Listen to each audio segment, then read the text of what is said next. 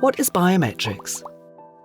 Biometrics are a way to measure a person's physical, biological, or behavioural characteristics to establish or prove their identity. Biometric data relates to human identification information that is stored on a computer.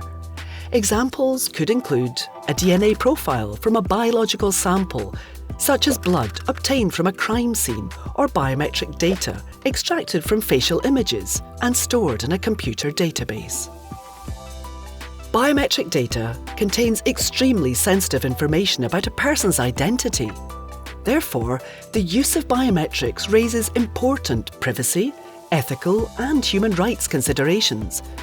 Biometric data can only be taken and processed for criminal justice purposes where absolutely necessary, and it is always subject to strict legal and human rights safeguards.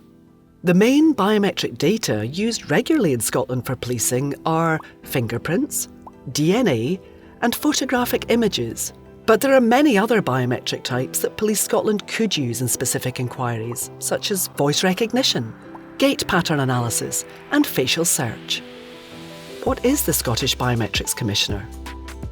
In 2020, the Scottish Parliament created the Scottish Biometrics Commissioner to support and promote the adoption of lawful, effective, and ethical practices in relation to biometric data for policing and criminal justice purposes. So the Commissioner's role is to ensure that biometric data, such as DNA or facial search, is used lawfully and ethically for police and criminal justice purposes in Scotland. How this office is protecting biometric data. The Scottish Biometrics Commissioner will safeguard your biometric data in 3 ways. First, by developing and monitoring a code of practice for the use of biometrics by the police, the Scottish Police Authority, or the Police Investigations and Review Commissioner. This means that when they use biometric data, they must comply with this code. Secondly, receiving complaints from individuals, including children and vulnerable people.